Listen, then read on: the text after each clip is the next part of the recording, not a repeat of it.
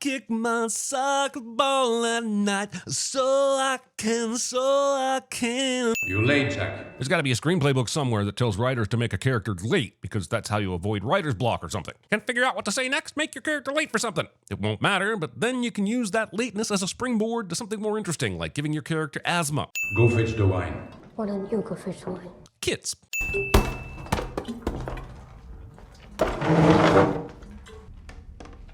Demons who play soccer. Also soccer. Wasting booze. After 13 years of non-stop cinema sinning, I am probably out of touch with what is supposed to be scary in a horror movie anymore. But people walking slowly through a room so that the movie can pretend to be suspenseful has become a downright unwelcome and irritating trope. Valak, apparently sensing the need for the opening titles to roll, kills this priest quickly, instead of fucking with him non-stop like he'll do with everyone else for the rest of the movie. Except for this delivery girl. More on her later. What the fuck is up with this title screen design? If I were just flipping through channels and came across this, not knowing what it is, I would guess I was watching something called The Tune Of, or an episode of Squid Games. Movie provides an apt metaphor for the plot in the first 10 minutes. Every day she's making trouble. And now she refused to go to confession. And if that wasn't enough, she smokes. She's just like Kinsey and The Strangers Pray at Night, and her rebellious nature won't be important at all. It's fun to think we wrote a character. Well, then maybe I'll have something to confess. Goddamn, I knew Gina was getting pretty tired of cleaning up Rue's vomit and shit, but not get the f*** as far away as possible and become a nun tired. Never in my wildest dreams did I think I was gonna end up here. Well, if A Wrinkle in Time was a bigger hit, maybe you wouldn't have been. Do I still have to go to confession?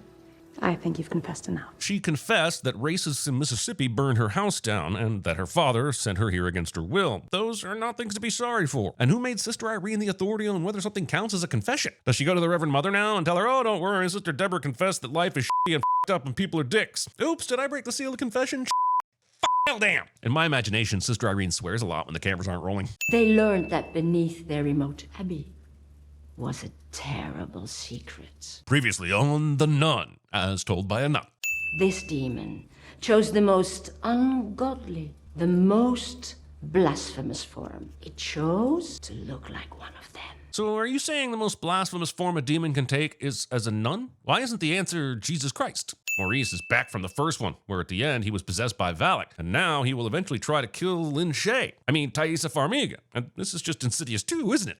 Kate? Meet Kate, a character who you will not remember is in the movie until she randomly shows up here and there because she serves zero purpose other than to command the attention of Maurice and her daughter Sophie. I made this for you. It's a friendship bracelet. Friendship! Are you proposing to your boyfriend, little Sophie? Holy shit! I hope that this movie turns into a battle royale at the end, with Sister Irene throwing Sophie her favorite weapon into the fighting pit when she takes on all these bullies. They could call it the Nun 2 Nunchucks, and it would be the best movie ever made. But I see they went a different direction. No, I get it. I hate money too. Even the servant knows you should treat everyone with kindness and respect. Luckily, the whistle blows before this movie turns into a full episode of Barney and Friends. Girls, what do you think you're doing? This is not a playground. None of them are playing. There was a cockroach in my quarters again. That's unfortunate. It's an infestation. Well, we know that cockroaches were in her room because the bully girls put them there. There is still clearly a cockroach issue in the cellar. So why has no one done anything about that yet?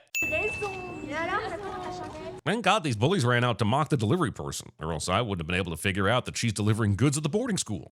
Bonjour. Delivery. Valak's murder boner was so strong it had to open the door for this delivery girl and kill her after a couple of minutes of stalking, dealing with asshole kids banging on the window, and drawing her down the hall to watch Maurice gurgle. It's a complicated murder boner. Someone hears a noise, so you know what that means. A slow walk down the hallway. I think the accurate way to describe this movie is that it's like Chariots of Fire, only without the running or the Olympics or the anti-Semitism. The murder of this delivery girl is never discovered or mentioned again. Maurice? Save me, sister. The character who supposedly has visions is only just now getting them about Maurice, a guy who's been possessed for 4 years and the demon inside him has been murdering people for a long time now. I'm glad her visions decided to read the script. The act of having psychic visions is exactly like picking your nose too much cliche. We are shown photos of people who died at the hands of the demon, all of them religious figures and part of the same family, which makes me wonder why Valak killed that poor delivery girl just a minute ago. Have you spoken to Father Burke? Father Burke is dead. He died from "we could only afford to pay one of you to come back" disease. Also, no one could let Sister Irene know the father she did demonic nun battle with had passed on. That's f***ed. You are the only person alive who has dealt with something like this. The church would like you to investigate. We know you had help and barely survived the last time, but we think you should go alone because something Catholics are f***ed up something. Here you are. How the f*** did Deborah follow Irene to the train station? My guess is that Irene was driven there by the Cardinal's crew, which means Deborah would have had to stow away in the trunk without getting caught. And if Irene didn't get a ride from the Cardinal, it either means she took the convent's truck or walked to a bus station and Deborah somehow kept her distance, walking the whole time, keeping up without being detected. An entire convent of nuns died facing this thing. Women who dedicated their lives to their faith. Faith is a great thing that you must have in order to fight demons, but it didn't work for those other nuns, so being a main character of the story helps out a lot too. The demon, who can easily kill everyone, suddenly gets the yips when it comes to a main character. Why get you gone? Who is that hinders you? Shakespeare. I heard there was a faulty cabinet in the area. The latch won't open. God damn. Is it just me or is porn dialogue just getting worse? She's a great kid. You must be proud. I ain't too proud to skip. Need some help? Just imagine one movie set in a school that does not have one or more characters whose sole function in the script is to be a bully. Isn't that nice? Also, would like to add another sin for the fact that none of these assholes are murdered by Valak. Oh, sorry about that. I was napping. Did I miss something scary? Also, I'm sure you're interested in what kind of reveal this head turning will lead to, but you shouldn't be, because it will just be the nun for a half second and then a statue that falls over and breaks. We wait over 3 goddamn minutes to get that reveal. Playing game. It's called Defy the Devil. I don't see any devil. Sure, Sophie is young and naive, but how many games has she played where upon learning the name of the game, she sees physical proof of whatever is in the title? Like, if they had come in here to play Duck, Duck, Goose, would Sophie be like, I don't see any ducks or geese? At the right time of day, the sun hits the glass at just the right angle. And if you're watching carefully, he looks right at you. This ends up being foreshadowing later for how Sister Irene finds the eyes of St. Lucy, which are very important to finding out how to kill Valak. And Valak has to be aware of this. I mean, why else would it have led Maurice to this location if it wasn't? So why hasn't Valak dug up the eyes yet? If it can grab a person, it can grab a shovel, or just make Maurice do it. While this movie takes its sweet-ass time getting to the point of this Defy the Devil game, I'm just going to go ahead and sin this for stealing from The Sixth Sense. Remember that scene where Cole gets tricked into going to the attic and gets locked in? This is that scene. This is just one of the cheapest jump scares ever created. Sophie has never had an interaction with the nun, so this flashing image of her is just for the audience. And yes, because the possessed Maurice works at the boarding school, the nun could be making an appearance. But why would she briefly flash her face and peace out? She straight up murdered a delivery girl just a few minutes ago. Of course. Her boyfriend comes to her rescue. Nothing about these 3 characters adds anything of value to the story and pisses me off more than I could explain. These girls don't respect the righty-lefty covenant, which says if a righty and a lefty are both carrying a bag, the righty shall walk on the right and the lefty shall walk on the left. Oh, and also, don't murder people. Not relevant here, but if they carry bags this way, who knows what they're capable of.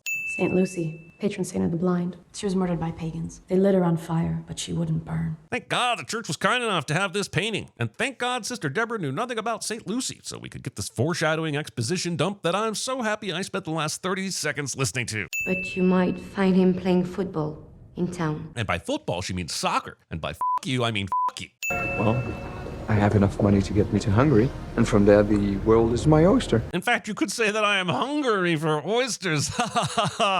Irene, I'm going to give you that $1 million joke for free. I realized I never said thank you. So, just to be clear here, a delivery girl died here recently and no one ever talks about that. Or did Valak cover it up? You'd think a detective would have come by and asked those bullies if they saw her here. You know, the type of thing that happens when someone goes missing. It was something. He was making you laugh.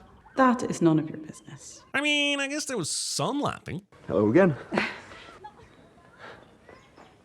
I know this is a report from a little girl who doesn't know much, but there wasn't much laughing going on there. As for her mom, there was nothing so private that it's none of her business. Also, Sophie couldn't have seen it anyway because she was facing the back of her mother's head. Mom? This, of course, will not be Kate, but why exactly is Valak f***ing with Sophie here? What does it gain by doing that? Is Valak just bored? I mean, that's fair. I know I f***ing am. I could have just been standing right behind the door when you opened it, but I feel like being in the back of the hallway so I can later burst into a bunch of crows like an asshole is a much better use of both our times. Sophie!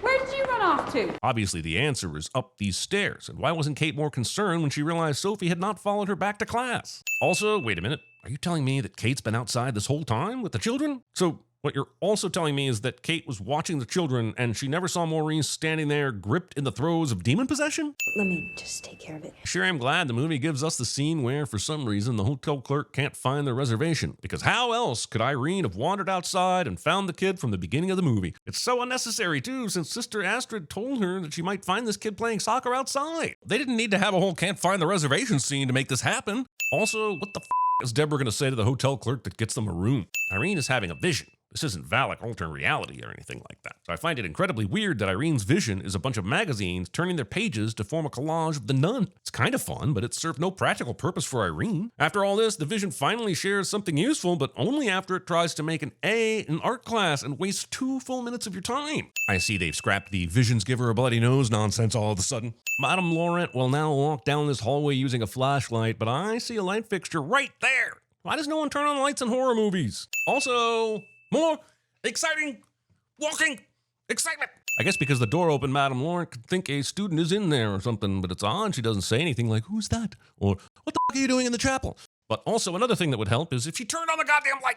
Cedric.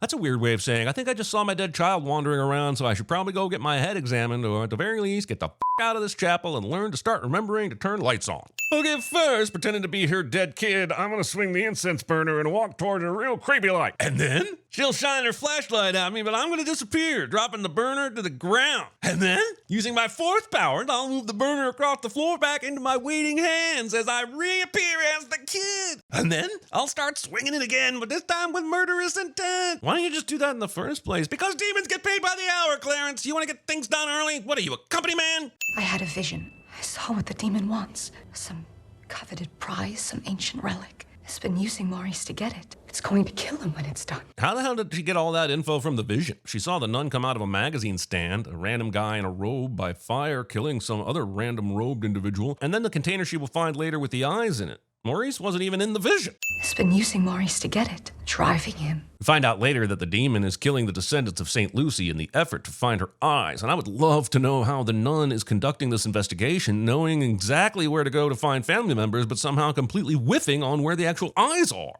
The altar boy. I found him. Well, he found me. He came by when you were out. I feel like the filmmakers had this cool idea to do the magazine collage in Irene's vision, and that was so important, no one trimmed the fat. Like, could it have been easier to talk to the altar boy in the first place? Nope. His mother doesn't want him talking about it, but you might find him playing football in town. That leads to this awkward drama with the hotel room. So Irene walks outside and runs into the altar boy. Does she get the plot advancing rosary here? Nope. She has a time-wasting vision before the real vision. When she wakes up, we find out the altar boy apparently knew to find them at the hotel, which is great news for the plot. Why not just make it easier to talk to the boy, get the rosary, and have the vision in quick succession without all this other bullshit?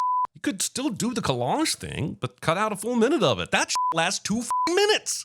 I have a friend in the Catholic archives. Which just so happens to be in France. Isn't that the sweetest thing ever? Man, on top of everything, and I can't stress this enough, Maurice still didn't take care of the roach problem. I can't find Sophie. 59 minutes in, and this movie has defiantly established a Kate can't find Sophie cliche. Movie unreasonably asks me to care about Maurice and the daughter of the woman he wants to bang. I'm so sorry. Thank you. God bless you. Using God to steal a taxi. They tell me the demon of St. Carter has returned. Which seems like something you wouldn't say so loud everyone else in the archives could hear you. St. Lucy of Syracuse. These victims must be her descendants. But how does St. Lucy have descendants when she was supposedly a virgin? Granted, I don't think anyone knows much about the actual St. Lucy, but I thought at the very least that's one thing we knew.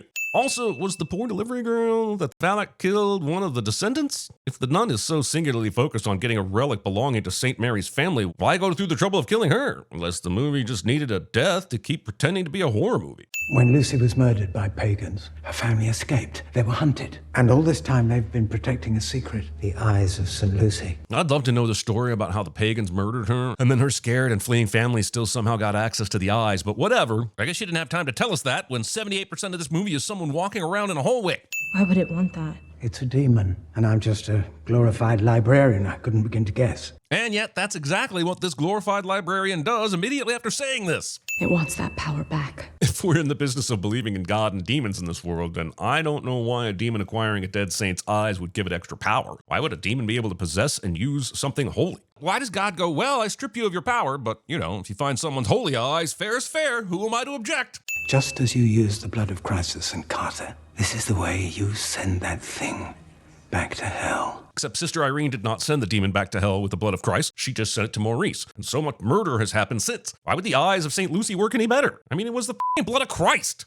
According to letters that he wrote to the Vatican, he buried the eyes somewhere within his monastery. If this movie is beginning to sound a lot like the Da Vinci Code, then congratulations, you and I have the same rotten brain. Also, if Valak is following the trail of St. Lucy's descendants, what the brought it to the boarding school? No one is St. Lucy's descendant there. The eyes were discovered by someone who was either not a family member or at the very least isn't there anymore. Is it still a monastery? No, it was sold to a winery, and now it's a boarding school. You mean that monk who buried a powerful relic in his monastery and just up and sold that to a winery without digging them back up? Or at least told someone he could trust about it before he died so that they could do it? Also, this note in French says that the monastery became a school in 1946, and it doesn't even goddamn mention the winery. The same goes for the demon. It will take any form, and it will choose its form to prey on your fears. So don't question whatever weird random form the movie has the demon take, because that's just the way of the demon and shit.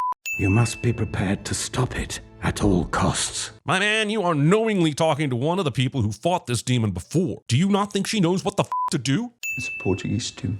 Skip! Mom, it's your turn. Holy shit, I skipped, but then apparently I skipped right into another skip.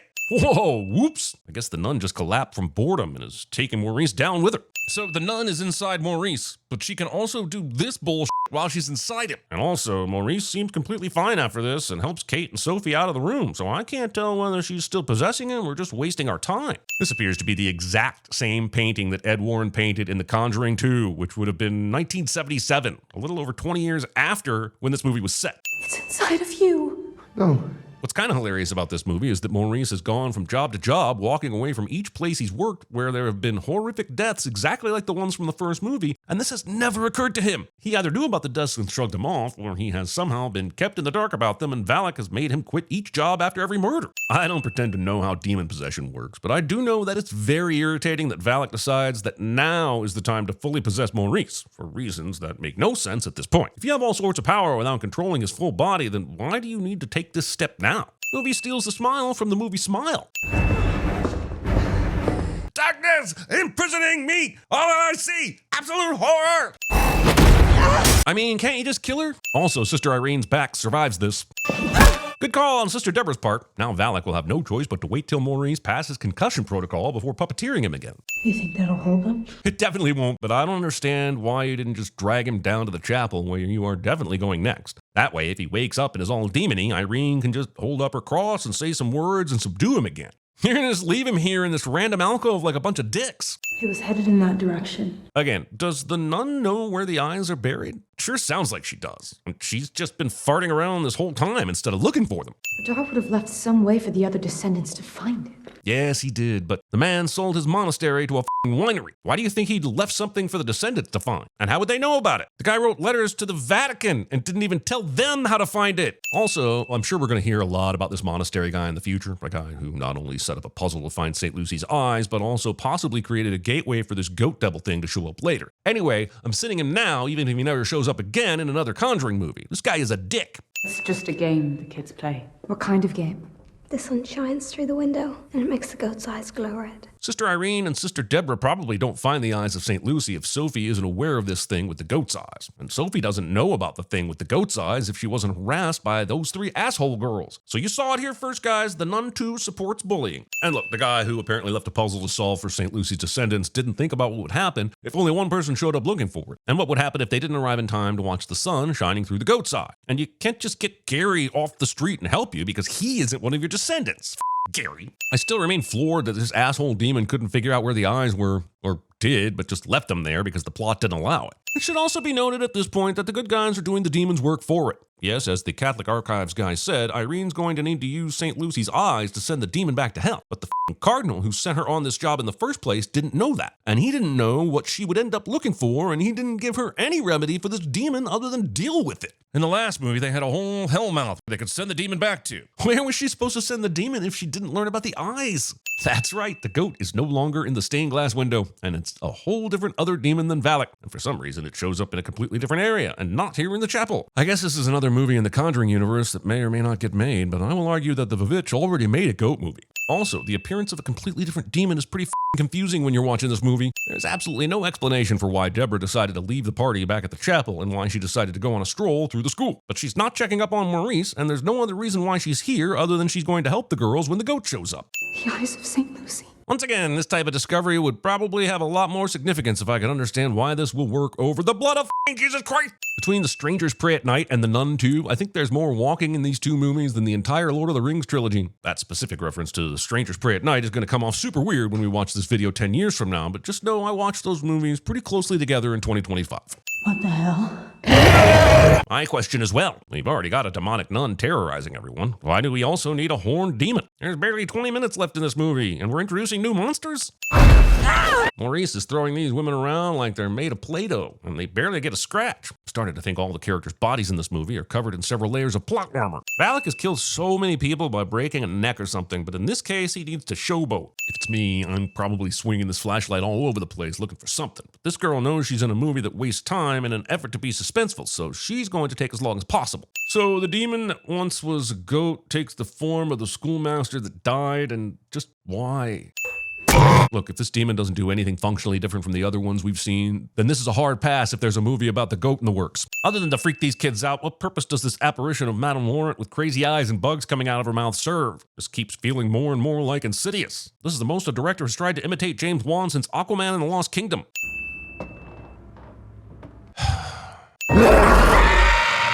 Poltergeist prevention power achieved. Thank God. I was concerned I was going to have to pay a couple dollars to get past that level. Here's an additional sin for the fact that Candy Crush has made us all lazy gamers. I guess the idea is once the demon fully possesses a human body, they can't do any more outside of the body stuff anymore or something. Just seems ridiculous you have to watch a demon struggle because they decided to go all in as a human. I have it. Oh, and by the way, I was able to get this thing to work by, I don't know, holding it?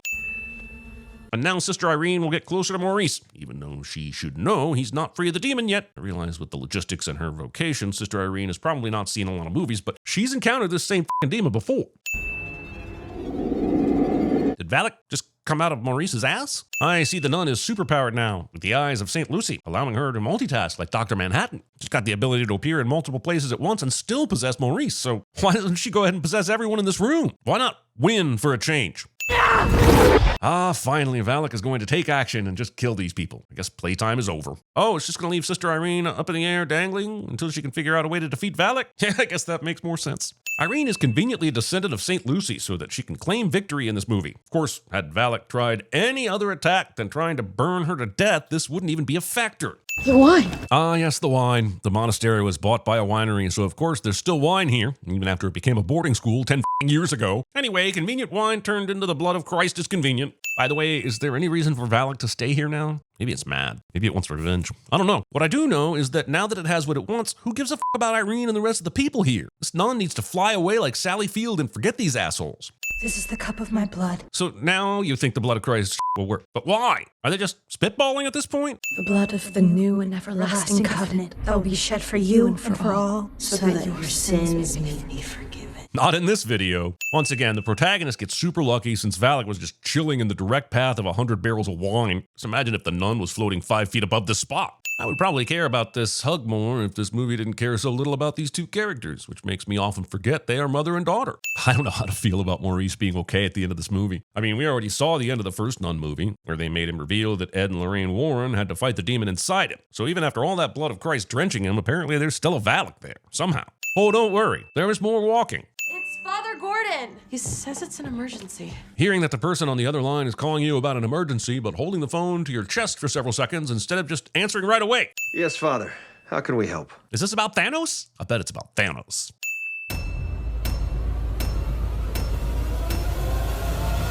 I want your eye, man. I want those things you see through.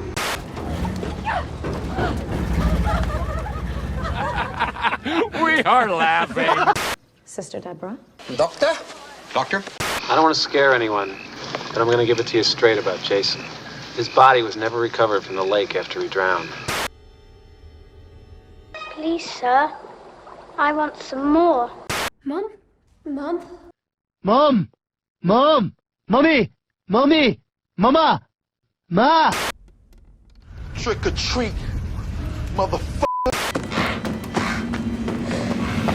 Surprise, motherfucker. Palmer, I'm afraid I can't find it. See, you know how to take the reservation, you just don't know how to hold the reservation. And that's really the most important part. I bought you something, Mommy. Hey! I'm walking here!